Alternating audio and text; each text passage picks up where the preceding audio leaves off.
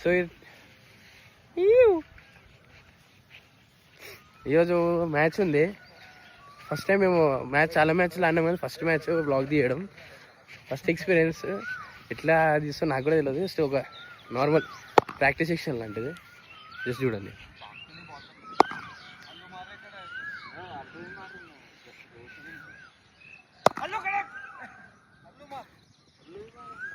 So next match updates అనేది ఇస్తూ ఉంటాం.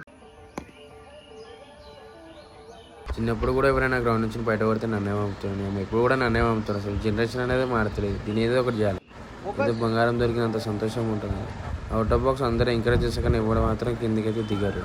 ఎగేటో నీ కమ్యూనిటీ లేకుండా కమాన్ బాయ్ అంటారు. ఏంటి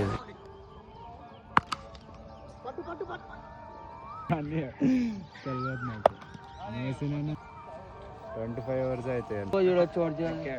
మంచి ప్లేయర్. అకాడమీ కదా, అసోసియేషన్. Sorry, ground man. అది కూడా తెలియదు. అంటే చేస్తలేదు.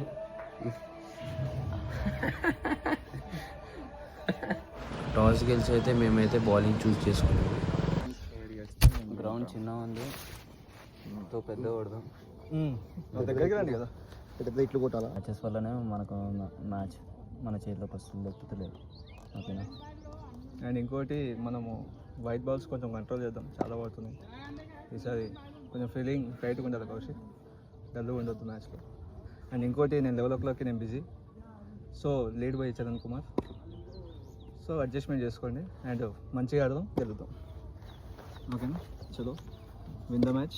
ఎస్ చలో మేమైతే రెడీ అవుతున్నాం ఫీల్డింగ్కి. కానీ ఎవడెక్కడ పోతాడో ఎవరికి తెలియదు. నేను చూడలే కదా. అవసరమా మనకి? అరే డేంజర్ క్యాచ్ పట్టినా ఎక్స్పెక్ట్ డేంజర్ క్యాచ్ నేను ఎక్స్పెక్ట్ చేయను నా లైఫ్. అది ఎంత ఫ్లైట్ పోయింది తెలుసు. అది మినిమం 5 floors పోయి ఉంటుంది. 5 floors నుంచి నాకు క్యాచ్ పట్టింది.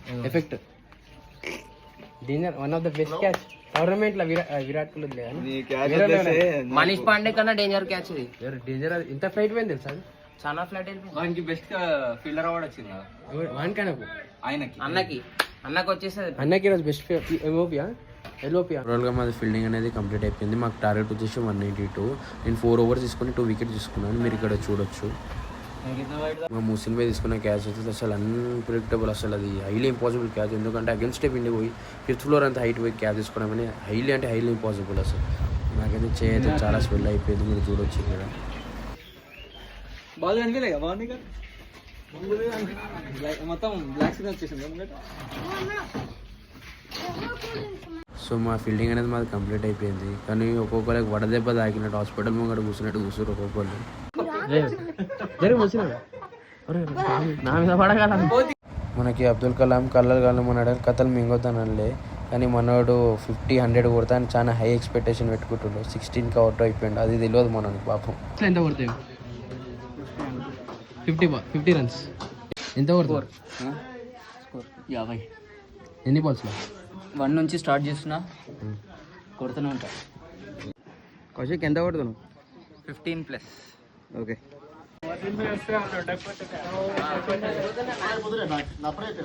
5 runsతోనే మ్యాచ్ అనేది ఓడిపోయినాం. ఎందుకంటే ఒకరి తర్వాత ఒకరు రన్అట్ అయిపోయారు. మంచి ఆటలు కూడా అసలు అన్ఎక్స్పెక్టెడ్గా ఇన్నోవేటివ్ షాట్స్ ఆడారు. అసలు మేము ఎక్స్పెక్ట్ చేయలే మ్యాచ్ మాదే అనుకున్నాం, కానీ ఓడిపోయినాం. సర్లే ఇక మ్యాచ్ అయిపోయినాక ఒక్కొక్కరు చందా కలెక్ట్ చేసుకొని ఇక ఇంటికి పోనీకి రెడీ ఉన్నారు. Hi guys, we lost the match. But we successfully won the heart from the matches.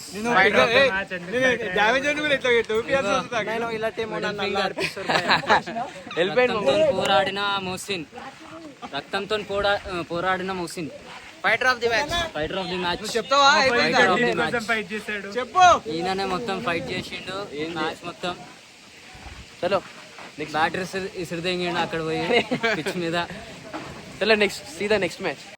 So మేము ఇంటికి అనేది రిటర్న్ అయినాం. సో కౌశిక్ ఓడిపోయిన సంతోషంలో మండి దావత్ ఇస్తా అన్నాడు. సో మీరు ఇక్కడ చూడవచ్చు, CPL క్రికెట్ టోర్నమెంట్ లీగ్ అవుతుంది ఫర్ ఉమెన్స్కి. మేమైతే నగరం ఉన్న పిస్తా హౌస్ మండీకి అయితే రీచ్ అయ్యాము.